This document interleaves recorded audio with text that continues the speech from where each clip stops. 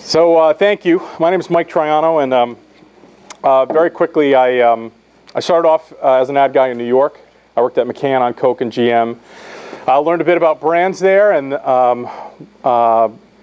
ended up going to business school and started a couple of venture-funded companies. One of them, the largest of those, was called M-Cube, and had a pretty good exit in 2006. Did a couple of other things and find myself back in the agency business. I think one of the things that makes us unique, and I think my perspective in general, is that balance, that not a lot of agency guys have started companies from zero to a venture exit, and similarly, not a guys who have done that have spent as much time thinking about marketing. And where this talk starts is actually with an observation from a venture capital guy at Bain, a lesser VC firm up the street. And I was looking at a deal, and I was excited about it. I was like, I really like the team, and Jeff was like, well, do they have revenue traction? And I'm like, they don't. But I really think it's just blah, blah, blah, whatever. I really like the science, And he said to me something, and I'll never forget this. He said, look, startups fail because the dog won't eat the dog food. Not because you can't make the dog food or price the dog food or find a channel for the dog food. They fail because at the end of the day, you solve those problems, and the dog just won't eat it. And this idea really stuck with me over the years. And I think it had an effect on the way that I sort of think about marketing. I think this is the way most entrepreneurs think about marketing, that if this is importance and this is time over the course of a new venture, that, this is quite a powerful clicker, that sales is hugely important from day one, right? We all got to go out and we got to engage the external reality. And the way you do that is through a sales organization, customer development, like you guys know the drill. But marketing not only is of low importance, but there's a stage early in the life of a venture where great marketing can actually subtract value. And I'll explain what I mean by that in a moment. I think most people think that marketing is not something that's critically important early stage. I mean, how many of you guys sort of feel that way? I'm not going to jump on you. All right, so there's some negative, oh, that's cool. This is a quote from another ad guy, a very accomplished one named John Bond. And it was in a piece that was in Fast Company a while ago. And he said, marketing in the future is like sex. Only the losers will have to pay for it. And I think this notion that marketing is really the way, you want to focus on your product. You want to get the product right. If your product is good enough, you really don't need marketing. It's not something that's terribly important. And I think these are kind of the prevailing ideas, at least in the Boston startup scene that I've been a part of for the last few years. So the first point I want to make is really just that marketing has changed. We used to be in a space where it was like you had your product and you had your marketing. And today I would argue that for many companies, your product is your marketing. You really need to think about your product and the emotional response that you're trying to have it evoke out in the world in a way that I think is different from when marketing communications was really what marketing was about. Famously, we've gone from a mute consumer to a vocal influencer. You guys have heard that 1,000 times. In my business, it's a shift from a focus on promotional copy, aka bullshit, to value-adding content, to content worthy of attention by your target audience. And this is also a fundamental shift, and I think it increases, or it accelerates marketing towards this more substantive place. We used to talk about digital as an extension of your marketing. Back in the day, we had like a TV bubble over here and an internet bubble over here. And the thought was, over time, the internet bubble will become as big as the TV bundle. Won't that be great? But what's happened is something very different, where digital is now at the center. It was interesting meeting David Skok in person today, because his work on the sales and marketing machine, that set of insights, is another thing that shaped my worldview for a long time. And this idea of a series of concentric circles where in the center is a marketing program where you get people to raise their hand and drive them through the balance of your sales and delivery process. Outside of that is a ring that you might think of as social, that amplifies your message. And then it's outside of that where you have the kind of mass media stuff. That's what you're pushing at the market for the people that you can't get to engage through digital alone. But this set of changes taken together really is a profound shift in the nature of what marketing is about. And what's driving that shift in the way we sell is a change in the way we buy. I like to say that, in 2006, I'm walking down the street in Newbury Street. I see a pair of, monkstrap Antonio shoes, and I say, boy, these are cool. I want to get these. Like, these are Joseph Abboud, you know, great. You don't think about it, right? You just sort of get them. It's no big deal. Today, I buy shoes when there's a hole in the shoes I have. My buying behavior has changed in significant ways, and I think this is true for the vast majority of people. And I think it's true both in the case of consumer products and in the case of B2B products. We used to be in this industrial economy where we made things. That mutated into a place, the information economy, which was about insight and ideas. And today we think of ourselves as being in the value economy, where even in B2B sales, a customer that you're selling to, they're gonna hold you to a standard of making sure that they can get a return on their investment. And it could be their investment of time, it could be their investment of money, it could be their investment of stress to rip out what they have to put in whatever you guys are trying to sell them. But there's been a change. The threshold of evidence that you need to provide to a customer to persuade them to buy your product is higher now than it's been certainly in the course of my career. And that's part of what's driven this change in the nature of marketing. We say, to sum all that up, is marketing today is about getting to a place of imperative, where a client or a prospect has urgency to spend money on your product. It solves a problem that's critically important to them. The measure of imperative is customer advocacy, which is an idea you may have encountered as Net Promoter Score, or Net Promoter System, the Fred Reichheld work. We're big believers in that at the end of the day, building a brand in 2011 is about creating passionate advocates. And we'll talk a little bit more about that in a minute. But getting to imperative is what it's all about. And if I had to distill the essence of what the marketing function has become into a single slide, this is what that slide would look like. The marketing process today, we think, starts with an idea that we call it connection to truth. And the idea is just that you have to be grounded in some kind of external reality. And there's lots of different ways to get at the external truth.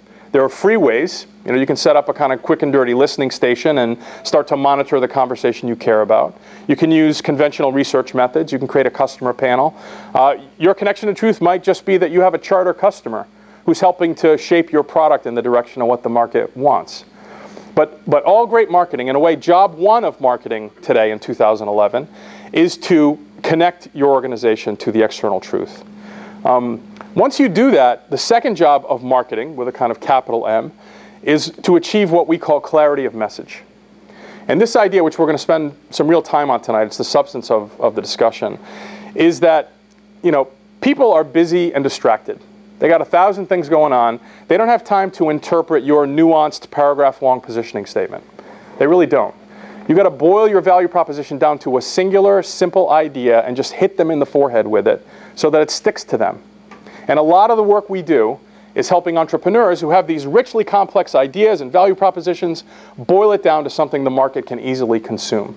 And I'm going to give you the tools to be able to do that in the DIY version.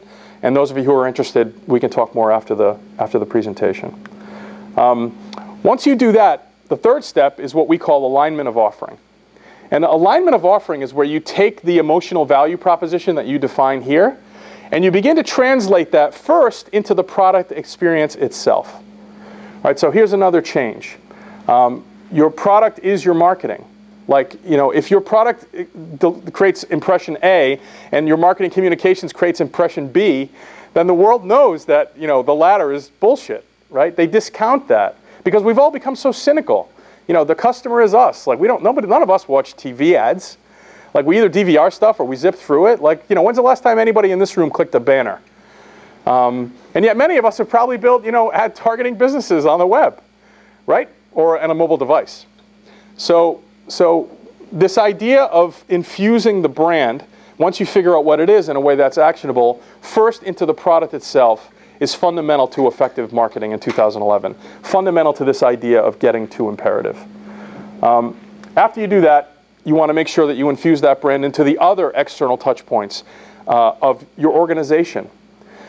Today, every dimension of your company is just a Google search away. And here again, if your product says one thing and there's dissonance, that something as mundane as your employee manual in a bigger company, or something about your lobby or some obscure detail that isn't aligned with the person that you claim to be, and brands are people, metaphorically speaking, then you're going to have problems. You don't have to spend a lot of money typically in this idea of consistency of experience. It's just a matter of being thoughtful and aligning the external touch points with the clarity of message you achieve in the second step. Finally, we get to what you might call conventional marketing. We call that step intensity of outreach. And the idea is that look, at some point, you got to tap people on the shoulder and tell them what you do. You got to have proactive communication to engage the marketplace to get them to listen to your story. That's the bucket where conventional forms of marketing go, and that's also the bucket where social marketing goes. And because of that, if you do it effectively, you can create this kind of virtuous cycle where you're engaging with the marketplace in a way that helps you maintain a connection to the truth.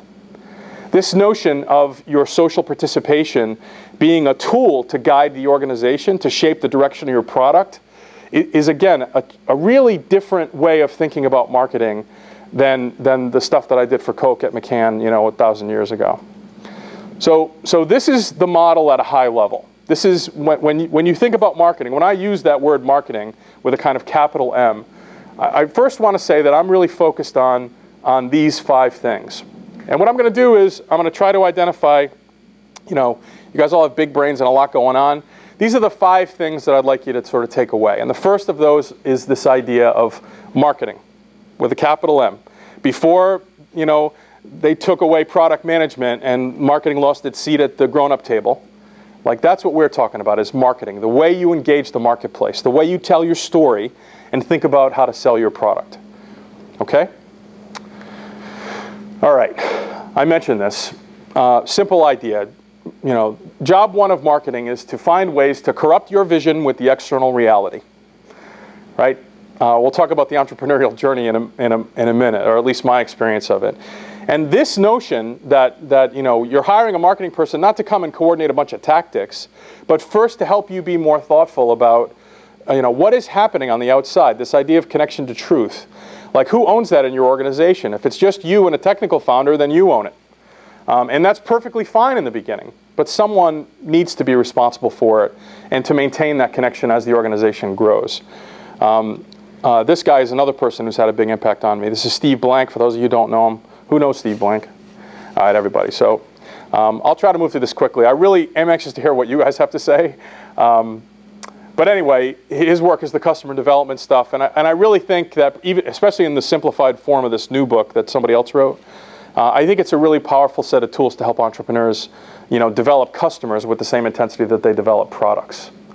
And the example I'll use of this is one from my personal experience. And M-Cube, which was a nice exit. I think we raised about 24 and sold it for about 300, which was it took about 5 years, but overall, a pretty good outcome. And in 2002, when we started that, the name M-Cube, which I created, came from what we thought we were, which was we were a mobile marketing management company. We had a lot of trouble explaining what the hell we were to people. We're, robust, blah, blah, blah. And so we came up with this idea of, what we do? Mobile marketing management. That's what we do. We raise money on the back of that idea, mobile marketing management. And, we became the 800-pound gorilla in a non-existent industry very quickly. Over time, what happened was we had acquired a set of carrier connections. We went out and did 26 deals with the biggest carriers in North America. And I was at a trade show with Eshwar Priyadarshan, and somebody came up to us and they said, you're connected to all the carriers. Could I connect to you? And then just deliver SMS messages through all of them. And I looked at Ishwar and he said, yeah, we can do that. And this was born. This became a large business. And by 2004, we were telling people that M-Cube stood for Mobile Messaging Management, because we had figured this out all along. We're not idiots. Mobile Messaging Management, 2004, that's what it was. By 2006, what we had discovered is the carriers gave us the ability to premium bill that messaging, and we could sell ringtones, and we created a mobile store for Beyonce where you could buy stuff from any carrier and get wallpaper, and we were mobile media management by the time we sold that business to VeriSign. The point of this story is, and you guys are all savvy enough entrepreneurs to know that the journey is never linear, right? If you're a genius, you're 40% wrong out of the gate. And the game is about figuring out, and adjusting that 40%. And that's why marketing can subtract value too early on. That conventional forms of positioning, in effect, hardwire the hypothesis They lock you into a way of communicating with the outside world. If you fall in love with your messaging and your brand and all that stuff, if you do that too early, you're going to create problems because you're not going to be as nimble in adapting to the business, that's 30 degrees west of where you thought it was when you did your Series A. All right. That said, all of you're betting your livelihood on some kind of a value proposition that you feel is significant, right? I mean, you're out there, your reputations, I don't think there's the stigma of failure associated, with a flawed enterprise in the way that there was. I actually think that's a big problem for the Massachusetts ecosystem, but you still want it to work, right? You guys are all betting on a value prop, and so the first thing I'd say here is that maybe you should write it down. Like, it's amazing to me that people are like, what do you do? Well, I do this, and even you talk to thoughtful people. These are smart people, smarter than me, and they can't give you a crisp articulation of exactly what they do or what their company is a bet on, and that's amazing to me. So what I would say is the second key takeaway is just that early stage in that beginning curve. Before, you don't want to hardwire your hypothesis. It's not about rigorous brand standards and all that stuff. You don't need all that infrastructure, but at a minimum, you want to take the time to be thoughtful about what's the assumption here. You want to, if you will, declare your hypothesis. And the language to do that is really very straightforward. And one of the things I'd love to get from you guys in the discussion part of this is whether you've used another approach. The approach we use is based on these terms. It starts off with an identification of the target. And the target has to be an actionable universe of buyers. Actionable meaning that there's some way to target them proactively down the line. Second, Jesus, got the turbo clicker here. Too much coffee. I'll tell you. Second is within that target. If you had a room full of target, how would you identify the people that were worth talking to from the people that were not? What is the segment? What is the key predisposing attribute of the people who are more likely to embrace your value proposition versus those who are less? What is the brand? A name, you call yourself, sorry. Next is the category, a competitive frame for the buyer. And I really do think of categories as that, a competitive frame for the buyer. Another thing I hear a lot of is well, we have no category. Our competition is inertia or status quo or whatever. That's a problem. That's a bug. That's not a feature. Because it means you've got to explain to the market what the heck you are. In my experience, you're much better off saying, all right, if you need to put us in a box, here's what that box is, because at least the target audience understands that box. And then you get to say, within that box, here's what makes us unique, what we call the point of distinction.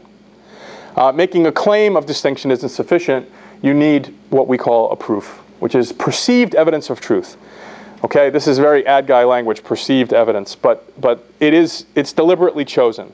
And what it means is not that you can lie to people. It just means that if your evidence is truthful but not perceived as such, it's not proof.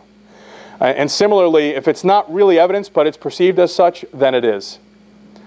Okay, so you take these things, target, segment, brand, category, distinction, and proof, and you can string them together into a very simple sentence, which is, for target who are segment, brand provides the category with distinction because of proof. And just fill in the blanks. When you try and do this for your own business, those of you who do, it actually is hard. It's hard to do it on your own. What you want is to get to a place where everyone in your management team would have a similar way of articulating what this is, and that's even more challenging. But this idea, for target who are segment, brand provides the category with distinction because of proof, it really is a classical positioning construct. But I think it's useful to entrepreneurs in enabling you to declare the underlying hypothesis of your business in a way that you can change over time. Right? Write this on a Post-it note and stick it on your desk. Right? And if it changes in 4 months, which it probably will if you're seed stage, then throw it away and make another one. But make one, and make sure everybody else on the team understands what it is. This is really fundamental stuff. And in the end, it will drive a series of conversations about the segment or the category that have value elsewhere, outside the Post-it note, in my experience. Okay? Some examples of this, just to show you that it applies broadly. I'm not going to read these. I'll let you read them. But, it works for automobiles. This is Coke. Now, the real thing, what the hell does that mean? It's perceived evidence of truth. Coke is the real thing. Ask anyone. And so that is their positioning. But let's take, a B2B example. It works just as well for them. It's a neutral construct is the point. It doesn't necessarily need to be consumer marketing. It's just about trying to bucket stuff into those chunks and then apply them in service to your business. Okay? Everybody still with me? All right. Okay. So this is my attempt to articulate the startup journey. Every startup begins as a passionate hypothesis on the part of an individual human being, maybe a couple of people sometimes. And step one is you're selling the dream, right? You're out there. You call Antonio, you're pitching him hard, you're working him like a heavy bag. Hopefully over time you get a couple of people together and you're in a big open space room with brick on the walls and you're at the point of shared vision. Okay, that's when things start to get interesting. After that, in my experience, you go through this period of, it's a battle between conviction and flexibility. And what I mean by that, to will something into the world that has not existed requires conviction. Right? It's just hard. It's a hard thing to do. Your wife thinks you're crazy. People think you're crazy. People tell you you're wrong all the time. Right? You've all been there. And so you must have conviction to persevere through that cynicism, to realize your vision. With that said, if 5 people tell you they'd buy it if you made a blue one, you got to make a blue one. This was always very hard for me. This sort of trying to navigate that balance in that early stage of getting my team to buy into something and we're all moving in a direction and trying to balance, selling hard versus listening hard.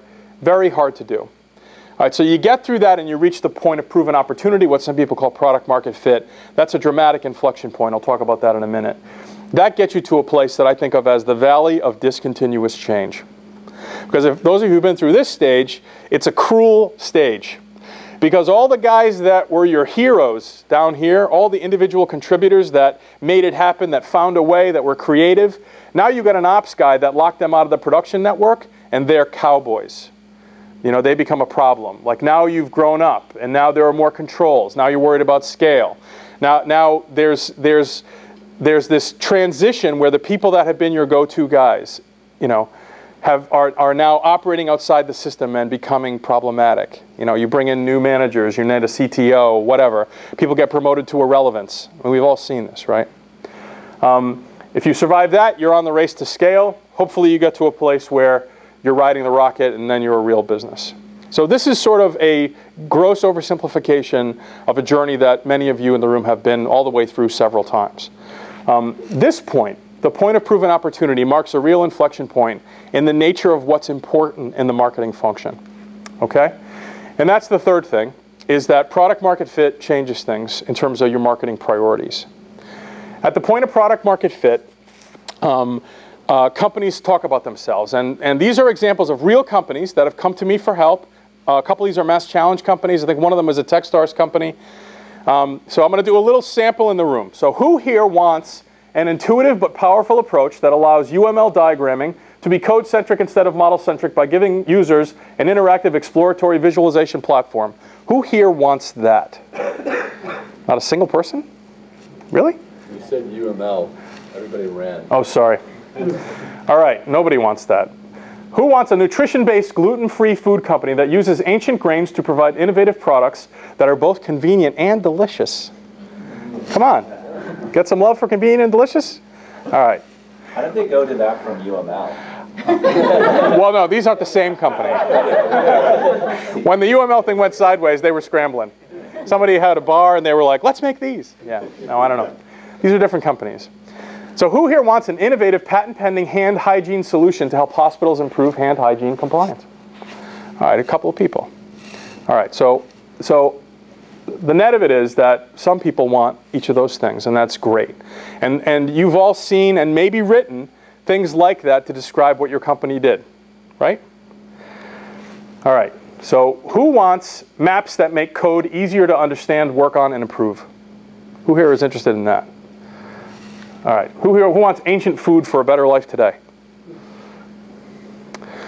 Okay. And who wants clean hands that save lives? So more people. And that's the idea, is that I don't know what happened where we feel we have to use this stilted, artificial language. It's that we think that's what the money guys believe in. I think part of it is like for kids who do it want to seem grown up, and they think using words like synergy will make them appear so. Yeah. You also destroyed a lot of information when you simplified that way. I destroyed it. Wow. So this is actually coming from the best metaphor I have found to try to think about this, which is think about quantizing a color. So the more quantized it gets, the larger the buckets of real ideas, pure colors that boil down to the same digitization of it. Right. So my problem is always that when I try to do this to my language, when I tell people the 6 words, there are only so many combinations of 6 words that there are this vast valley of ideas that would boil down to the same 6 words. Right. And people don't tend to backtrack to the one very detailed idea that I want them to. Well, here's what I would say. I would say that that's a huge concern in a universe where time does not exist. Because the central idea here is not what are the 6 words you're limited to, it's what are the 6 words you start with. And this idea that you have to begin someplace, that people encounter the complex richness of whatever your startup or whatever your thing is, like it's got to start in a place that engages them enough to want to hear the rest of the story. You're absolutely right that all these things are gross oversimplifications, like at the end of the day, but each of them is enough to get the prospect interested to hear the rest. And that's a big part of what this piece is. That's a big part of how we think about positioning, is just the goal isn't to boil it all down to something that's simple, because it's impossible to do that. It's really to be thoughtful about prioritizing ideas at the core of your startup so that you open with the one that gets people to hear the rest of the story. Okay? All right, so this is the point. I just said that. Our approach to this starts with an observation, and it is that we all seek to simplify the world around us. We're all fundamentally lazy. Even you type A freaks in here. So if you think about a Volvo. Volvo is a complex object, right? It's a machine, lots of moving parts. If you ask most people what they think of when they think of Volvo, most people, like 94% of people, say something about safety. And why is that? That's because Volvo's been beating the drum of safety for 60 years. And they've created equity around that idea. A very specific value proposition. And from safety, people infer quality. Volvo has some challenges now because it turns out they don't infer performance, and they're working on that. But in each of these brands, Nike's about athletes, Zipcar, which is the positioning work that we did from day one, has been about freedom, and I'll take you through that case in a moment. Apple's about cool, arguably. Apple's like a whole bunch of different things. Bit of an anomaly, but it's about a singular idea. Take somebody like Eddie Murphy, I was surprised when the Oscars chose him, we were kind of talking about where did that come from. It felt kind of random, but they picked him because for all of Eddie's idiosyncrasies and poor judgment, like to America, he represents a singular idea, and that idea is funny. And I want to know the Oscars are going to be funny, or I'm not going to waste my time. And so he was a way to drive viewership. That's what Eddie Murphy really represents, is that one idea. We do this with everything. We do it with people. You meet someone, you don't remember. That's the guy with the whatever. It's the nature of how we navigate the world. Like, we'd be overwhelmed if we tried to, process all the nuance that's around us, all the time. So we simplify in response to that. And if you buy that, if you subscribe to some very smart people's beliefs about the world, and to your point, we don't want to be, simplify beyond where we've reduced something fundamental, right? That's Einstein's point, was really about balance more than simplicity. So your point is well taken. That shapes a task. And we think of the task of positioning as to take the complicated and make it simple, and then to take the simple and make it compelling. Sometimes those things come together in a flash of genius. 80% of the time, it's a sequential process where you're trying to get down to something simple and then from there you're trying to get that simple thing to something compelling. And we call all this shapes what we think of as the goal, which is to find the one simple thing of your business. How do I find the one simple thing? How do I find the idea that I begin with to get people engaged enough to hear the rest of the story? And what I would say is this, is that if you don't create an OST for the market the market creates an OST for you. You know, if you don't force yourself, as hard as it is, and I mean this, it is hard. Like, I really respect and appreciate that you want to tell people everything about your business and all the ways it's great and all the things it does. But the listener, if you have a listener-based model of success, which you certainly should in all communication, but especially in marketing, you know, you have to accept the reality that people just aren't, you know, they're not sufficiently engaged to be able to walk away from that, to be able to use it in a way that benefits your business. All right, so that's the fourth idea, is you got to keep it simple. As hard as it is, as much discipline as it requires, you got to boil it down to plain English that you can hit someone in the forehead with and that they will grasp. Here's another important idea. We make decisions emotionally. Who here is an engineer by training? All right, so the majority of senior execs inside startups come from an engineering background, and this is an idea that's a bit unnatural. It's a bit squishy, this sort of emotion thing. But if you think about it, we make decisions based on emotion all the time. Big decisions: where to go to school, who to marry or unmarry, jobs we're going to take, whether to have kids. If anybody did the math on that, there's no way they would, you know, the human race would die. All these things we make emotionally. And if you look at the data behind the way people make decisions, here's a simplification for you. This is what it says. It says this. It says that when we make decisions, we start in an emotional place, we validate with rationalization, and then we end in an emotional place. You know, the example I like to use for this is I'm a BMW guy. I've always been a BMW guy, and we have our agency is down near South Station, and I parked there, and next to me is a Volvo S5. Have people seen this car? It's a beautiful car. I think Audi S5. Audi. Oh, sorry, Volvo. Stuck on Volvo. It's an Audi S5. It's beautiful, black, great lines, gorgeous car, and I lust for this car. I feel lust. I want that car. And as the weather worsens this time of year, I start to say to myself, you know, I have 4 children, because I can't do the math. And I say to myself, you know, as the weather gets bad, that Audi Quattro, the kids would be safer in this car with me than in the rear drive BMW. It's really a safety for the children thing. And, you know, yeah, I can get a booster seat back there. Like that, it could work, you know. Okay, so what is that? So that's me, like, hunting for a rationalization of my lust for this automobile, right? So I come back and, you know, BMW has xDrive and whatever, and you come back to this place. But think about that when people encounter your idea, or when they encounter you, the first place that they look for a response that's going to drive the rest of their behavior, you know, this is like behavioral science, like Harvard stuff. They start in an emotional place. All right, so what is the criteria for a good OST? There are only 4. The first is it true?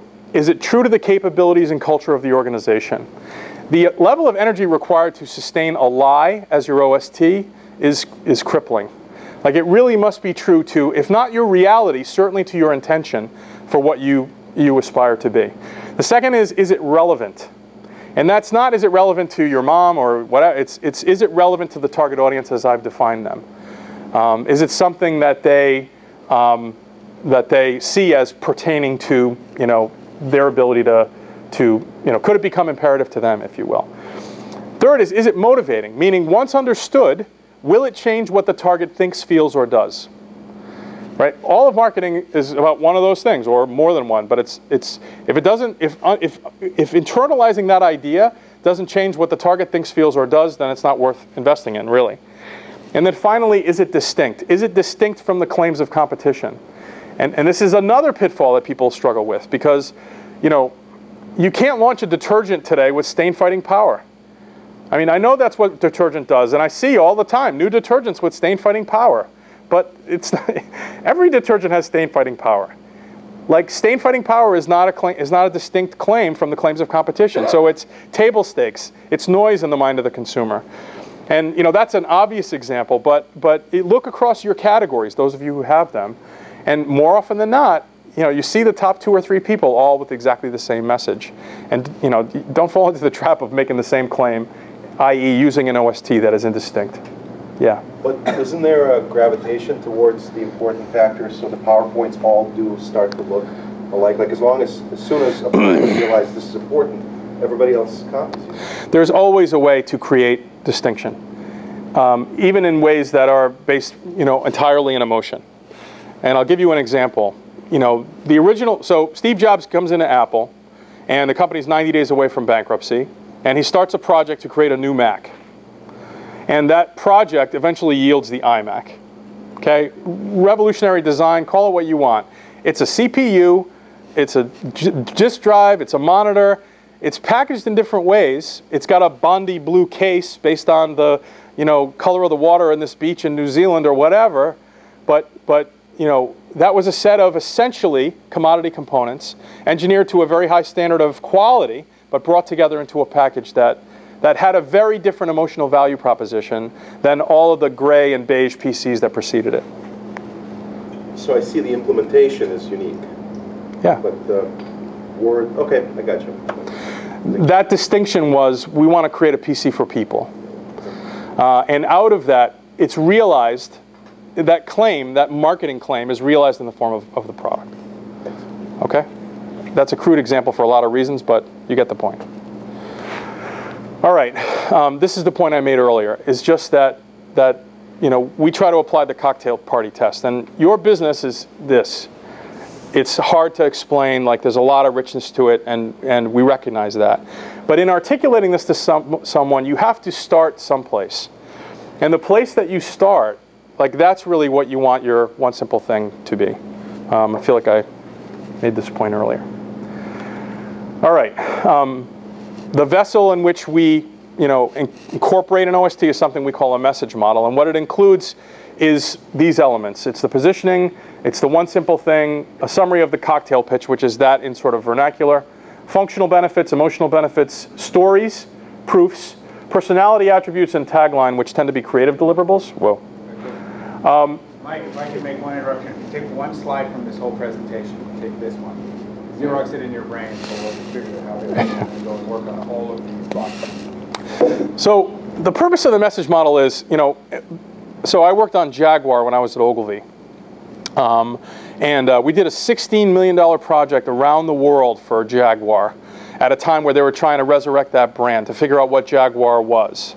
And there was a lot of talk. There was support within Jaguar to be a variant.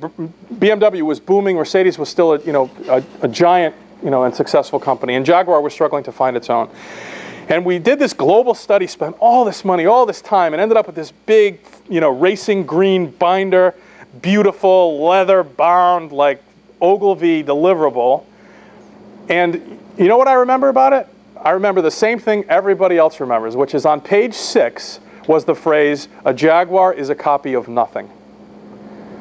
That a Jaguar, what it's all about is a wholly distinct product for someone who doesn't want to be like people who drive BMWs or Mercedes. A Jaguar is a copy of nothing.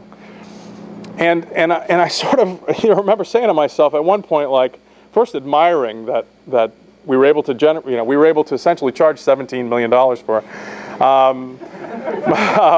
But eventually the admiration wore off, and starting my own shop, I was kind of like, what if we could just give them that?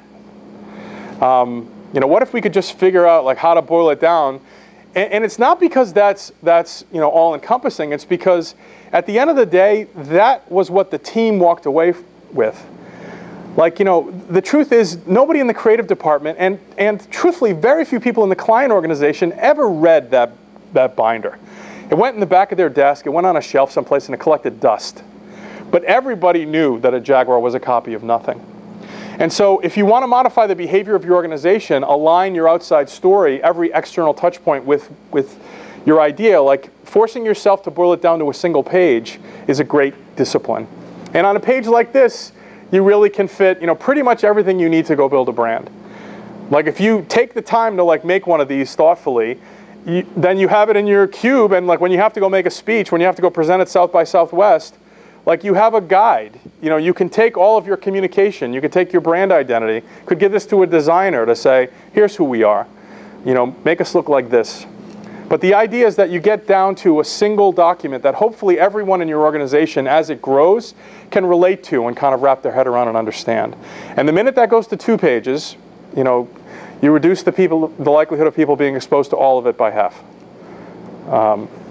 So anyway, that is a message model. All right, an example. So this is Zipcar, and we did this a while ago, but lost to history is an argument in a conference room about what Zipcar was going to be. And these are all viable alternatives, right? There was a camp to say a greener alternative to car ownership. Join the collective commerce revolution. Parking spot costs more than rent. There was these ideas, like we're all vying for what was going to be at the core of the marketing message for Zipcar. And the one that won out was this idea of freedom. That for urban dwellers who need a car, Zipcar is the sharing service that gives you freedom from car ownership and the hassle of renting. We realized that what Zipcar was a solution to was where you didn't want either of those problems. And so what was common to them was to be liberated from that, and we came up with this tagline, which was wheels when you want them. And that idea, both the idea of freedom, which influenced everything about Zipcar, and I would argue, still does. Like if you look at the marketing communications and you look at the customer experience and the way that you engage Zipcar, anybody here a Zipcar person? So I think they're remarkably consistent in the way that they communicate, and hopefully, like now, as you see their communication, you'll see under that this underlying idea. Now, this also points out that the OST itself may or may not be something you use in the outside world. Like, making claims of freedom feels sort of shallow to people. You have to come up with other ways to sort of liberate them. But 2 weeks ago, we were talking with Scott Griffith, and they were thinking about whether they were going to put those like little things in your car that can GPS track you and come up with some kind of an approach.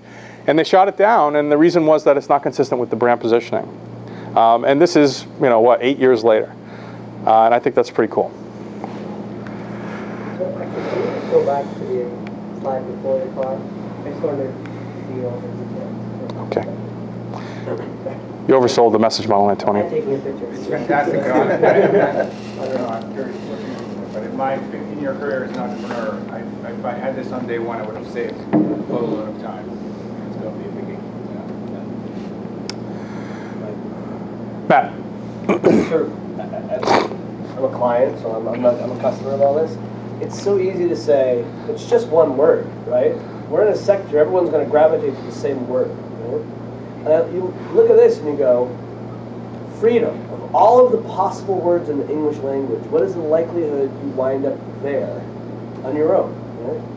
And my observation is to write one simple thing takes a huge amount of energy and a huge amount of creative and different sorts of skill sets to get to something that crisp. And I go, yep.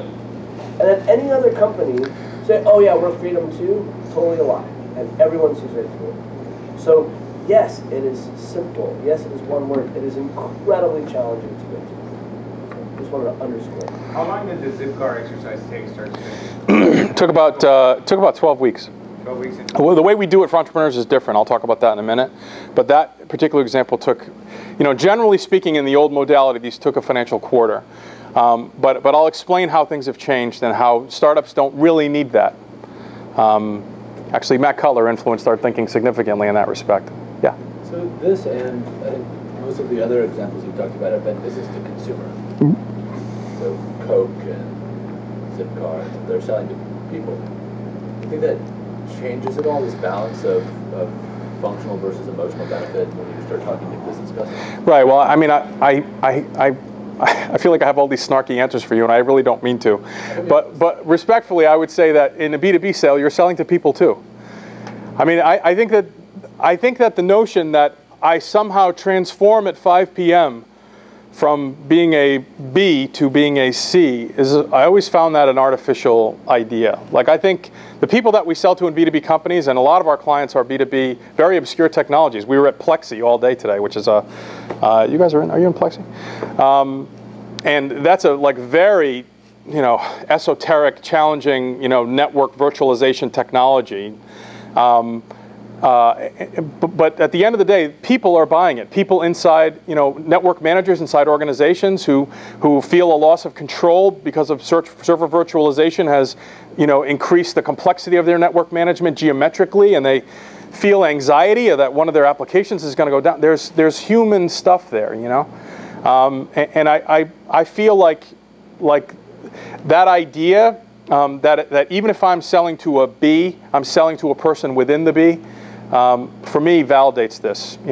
I'm sure there are categories where it doesn't apply, because there are exceptions to every rule. But I mean this sincerely. I have yet to find one. I have yet to encounter a prospect where we were like, you know what? There's no emotion in this. It's not a, generally speaking, if someone has enough money to pay us, they're selling a lot of something, or they have the potential to, and invariably that comes back to solving some emotional problem on the part of an individual human being. Okay, so these are some other clients. All right, so how does this change for startup? So my friend Matt Cutler really had a big influence on this, and we actually tried it for the first time with him. It was not without its challenges, but in general, we've started to embrace it, at least for startup clients across the organization. It is a real transformation, and it starts off with liberating yourself, this is our emotion, from the notion that we are going to come down with the answer on a stone tablet. One of the things that's cool about my job, or that was that there's that feeling of you can go away, you can marinate in the client's work, you hang out with them, you sort of look at the problem, you have the same information, and then you go away for 3 weeks and you struggle, and you're crabby, and you don't sleep, and you're thinking about it in the shower, and you kill a chicken, and you burn incense, and you do whatever you do, and then you come back on a stone tablet, and you're Don Draper, and you say, freedom. And they go, wow. So the startup world isn't like that. It's not like that at all. The way that to do OST in a startup, or our way of doing it, starts off with a process that we call immersion, and that is where we live in your space. We eat and breathe. We eat what you eat. We eat a lot of pizza. And we just sort of get to know things from the ground up. After immersion comes something we call hypothesis. And this is where we're holding ourselves to the standard of formulating a defensible hypothesis for one simple thing. And typically we come in with 4 or 5 ideas and we explore them. We try to get consensus in the management team. And the standard of proof isn't that we're going to sign in blood, that we're going to get behind this idea for a year and a half. It's just that, this makes enough sense to begin with. Let's try it in the outside world. And the way we do that is with something called a prototype. And that prototype might take the form of a quick and dirty 2-page website, as it did for Kibitz. It might take the form of a PowerPoint content master and a deck that you can take out to sell in the world, to try it against real customers and see what they think. It could be like a quick and dirty print ad. It could be anything.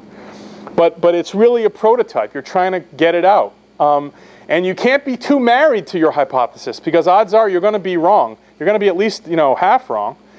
And so you don't want to spend a ton of money on some kind of execution to get it out there in the world and make contact with the external reality, so that you can go through a process of refinement, which is sort of listening and getting a sense of how do people respond to this, and that might be taking notes when you pitch it to people. It might be listening to Twitter. It could be anything, before you go to the final step. And the final step is realization. And by the point of realization, now you're working on a larger scale deliverable. Now you're building the Drupal site. You're investing time and money against an emotional value proposition, having demonstrated it to be valid through this iterative process up front. Yeah. Talk about the prototype. Are you talking about a marketing prototype, or are you talking about actual product? I'm talking about a marketing. I'm using that word as a represented a marketing tactical deliverable. So the product already exists. Yes. Okay. Yes. We would never ask a client to infuse the hypothesis into the product, because the development cycle time is such that you're not sure about this. Out here, once we have the final thing, we absolutely will press for that, to say what can we change about, and it's soft innovation. It's not white space stuff. It's how do we modify the packaging, the experience, the UI, the splash screen even, so that we're reinforcing whatever emotional value proposition we define in the OST. But that comes out here. Okay? Great question. All right, so this isn't intended as a commercial for us. There's a DIY version of this, and the way it works is that you get your team together and you analyze the 5 dimensions of analysis that we will tend to look at. And you can bucket those as capabilities, customers, context, competition, and culture. And very quickly, I'm not going to read these slides, but for capabilities, we'll give these all to you. Okay, you can have all of them. But to get your team together and have a serious conversation, what do we do? What do we really do? If we had to explain it to a 12-year-old, what do we do? What skills or capabilities enable this, etc. That's the capabilities discussion. And you write those on, we use one of those big sticky, you can get those things at Staples that are like a giant Post-it note, and we scribble those and we record it and transcribe it later on. For things like customers, what kinds of customers pay us? Why will they pay us? Who will decide whether to pay us within those customers? Capture these ideas. And again, on Post-it notes, you're capturing this stuff sort of frantically. Context. How do we define our market? What's the state of that market today? Are we looking for customers that are needles in a haystack? Or are we shooting customers like fish in a barrel? You can read the rest of these. Same for culture. What's most valued in our culture? What do people celebrate? Oh, you're talking to your friend. To succeed at this place, you really got to be... And you want to get all that into the hopper as you begin to noodle on what OST is. And the work Mac talked about is to get to the simple distillation. It's like making whiskey. You need 80 gallons of sour mash to make 4 shots of really high-grade bourbon. This is the sour mash part. And then finally, competition. Okay? So you go through all that Post-it notes, and then you force yourself to take a step back from all that paper and all those words and say, all right, what are the 3 kind of most important things? Capabilities, customers, culture, etc. And sort of in clauses, put those onto a single piece of paper. And then you sort of marinate in that for a while. You noodle on it, you sort of ask smart or creative people to get their thoughts. And the idea is that you get down to some insights. And the way we develop OST candidates is, well, it's very unscientific, but the way that I would recommend that normal people would do that, as opposed to crazy people like we have, would be these 2 questions. How would you describe the rational associations you most want for your target prospects? Okay, so you're looking at that piece of paper, it's got all that stuff, context, the 3 salient points in each of those areas. When you look down on that holistically, if you could make someone associate your company with a single rational idea in the context of all that stuff that would serve your business interests, what would that rational idea be? And then you ask the same thing from an emotional standpoint. How would you describe the emotional responses you want most from your target prospects? And after you figure out those, then you've decided on a word space. So you may have said control. And around control are a whole bunch of other words like confidence and power and empower and a whole bunch of other sort of ideas in there. And then you want to start to, so now you're zooming in. Now we're at the 10,000 foot, the tree line kind of, zooming down to sort of get to, okay, in this word space, it's these 4 things. And out of that will come a set of candidates. And first, is to put those candidates against the criteria that we identified earlier. True, relevant, motivating, and distinct. Rank them. Sum them up and see where you get to. This will not be the answer. It's just input. At the end of the day, the answer is a judgment. And what you do is you have to decide. And you have to commit to that as a team. And what I would say is the really good news, to sort of unsell what we do at some level, but the really good news is that you get 80% of the value from an OST as you do from the OST. Okay, what I mean by that is it's very hard to find the perfect thing. But having gone through a process this thoughtful, you're unlikely to come up with something that's just stupid, that's value destroying, right? But getting your whole team aligned around that idea, getting everyone pulling the rope in that same direction, is bound to improve your quality of execution in ways that yield a superior result, even if the strategy is off by, because you're not going to be off by 90 degrees, right?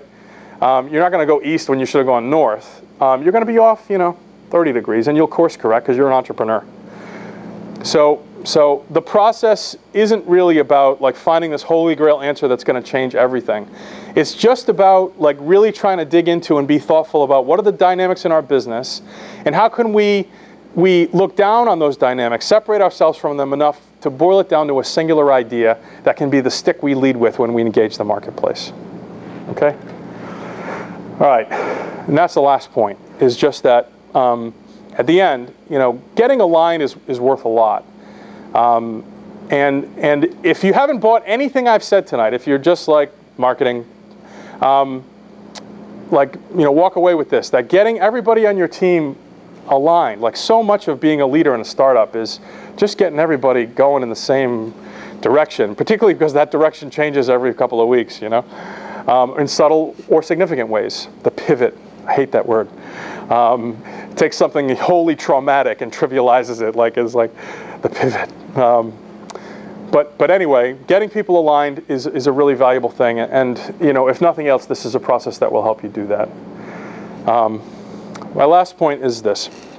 I wrote a post in On Startups, Dharmesh's blog, last week, and it really is for people who are product people. There's a kind of cult of product that has emerged, and I think on balance, this is a very good thing. That at the end of the day, it is about the product. Like, we have to get serious about, at the end of the day, the best marketing is just to make a kick-ass product, a product that's better than what anyone else has.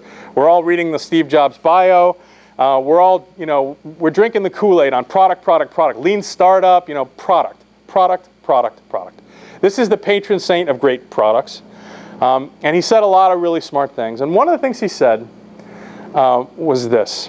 And what I think is really interesting about this, Steve Jobs may have been the greatest intuitive marketer that ever existed.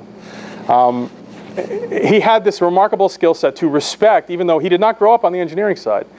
Steve Jobs was a sales guy at some level. It's heresy. But he wasn't an engineer.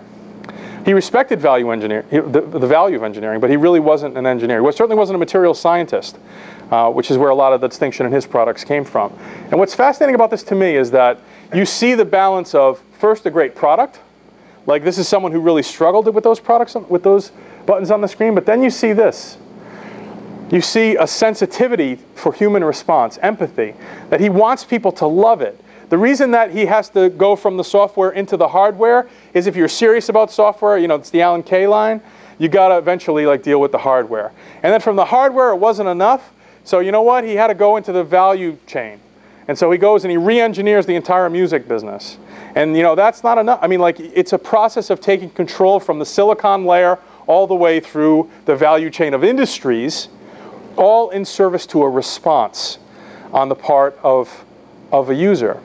And if you think about that, even if you worship at the altar of product, which hopefully many of you do, I would say this, that insanely great products evoke a human response.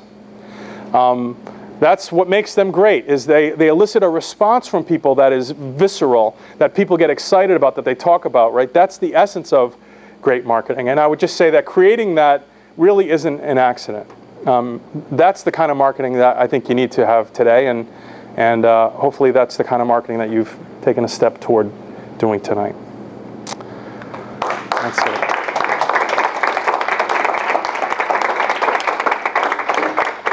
I have to say, I'm embarrassed to have spoken that long in a room of people this smart, but I appreciate sincerely the time and attention, and I really look forward to hearing what you guys have to say about all this. So I'm an audience member now. Questions? I have a question. So you talked about this a little bit on your blog. You kind of addressed it in that last slide there. But this whole idea of product and marketing really coming together at a much earlier stage in startups.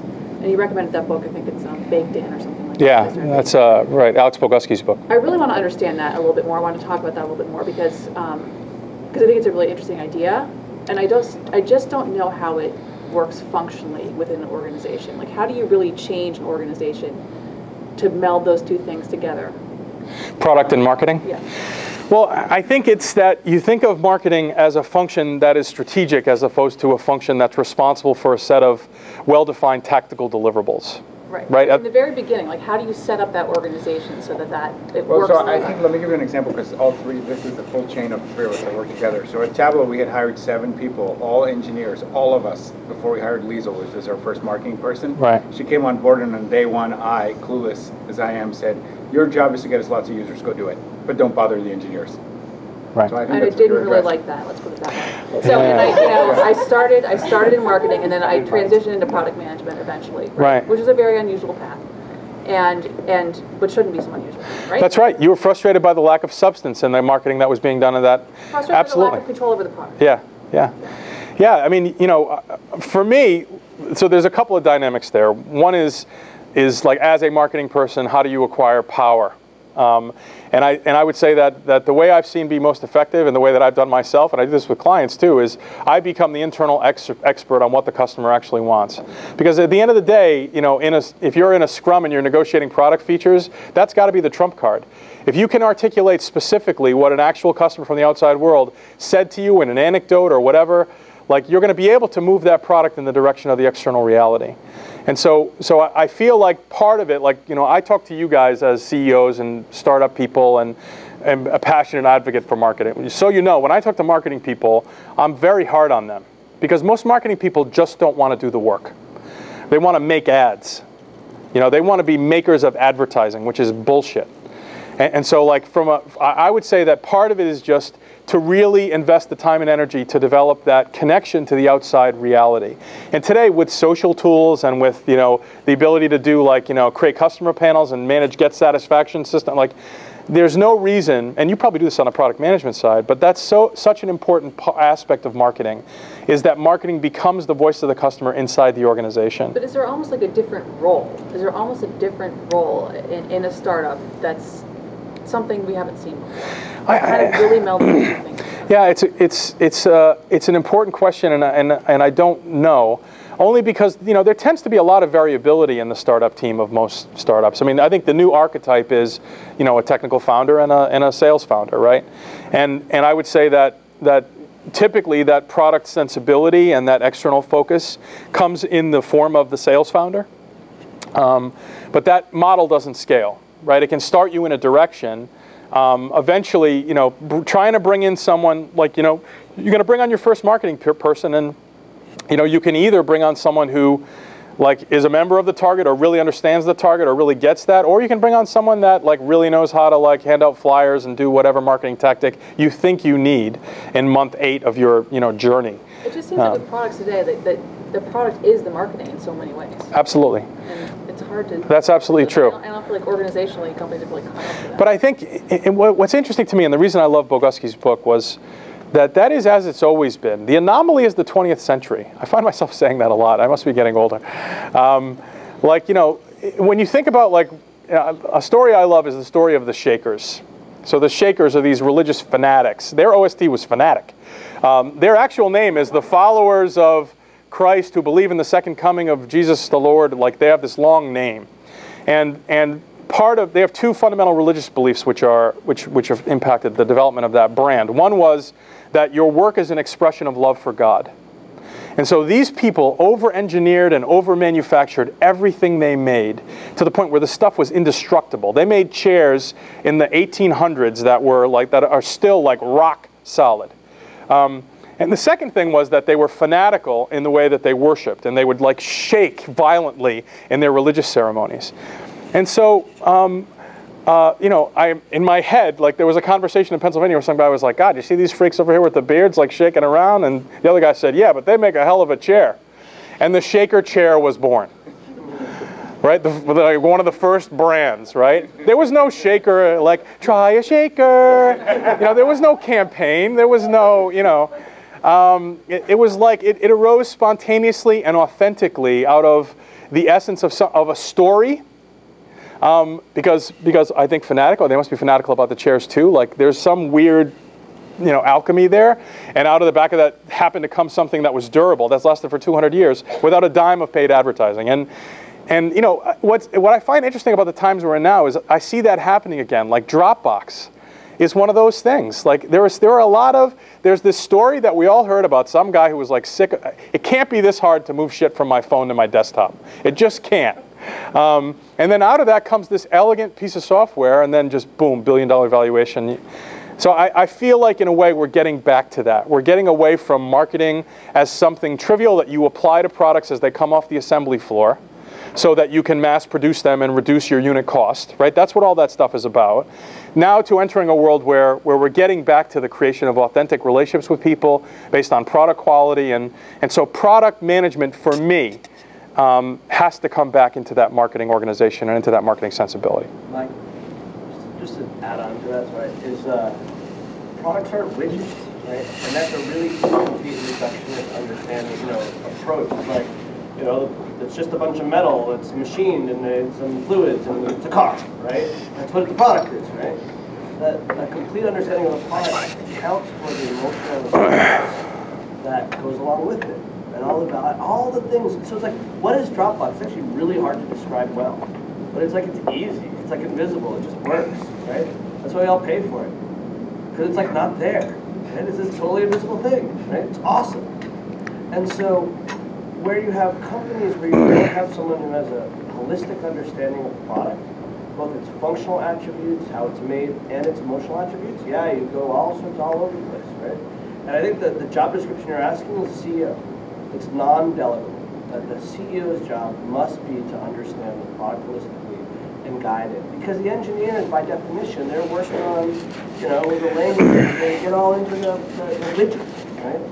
And that's understandable. So anyways, it's not, you can't hire it. I've never seen it been hired successfully. Just sort of another thing out there is that coming off of what Matt said, which I totally agree with, but also that the way that you posed the question was a very functional way. Like, how do you get marketing function to work with the engineering function? And I think another way to think about that question is, how do you create a sort of an organization that creates products that customers love really passionately and buy and love to use and want to talk about?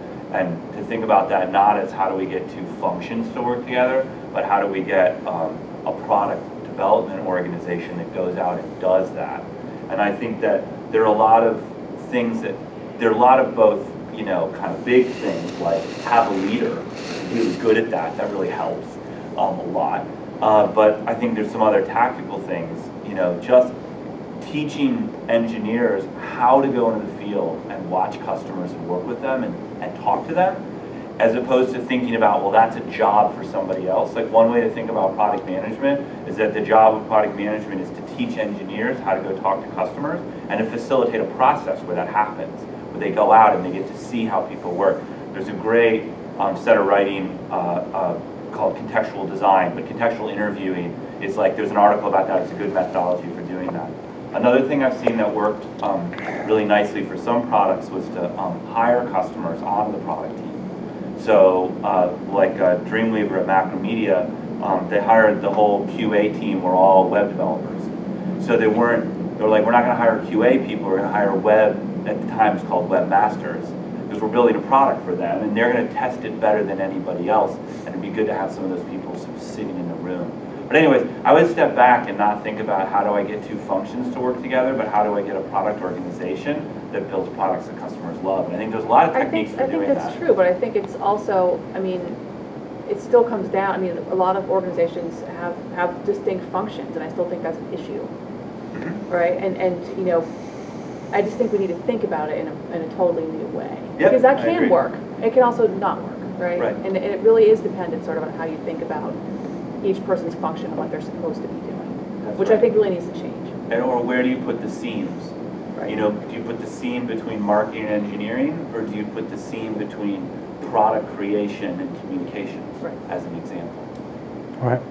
To kind of come back to the same idea, there was something you said that stuck with me, that the one simple thing will be much easier to profess if it's something true about yourself.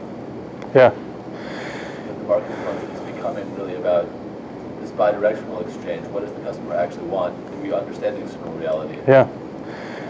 Yeah, absolutely. We all want something authentic, and the best way to create the perception of authenticity is to deliver authentically.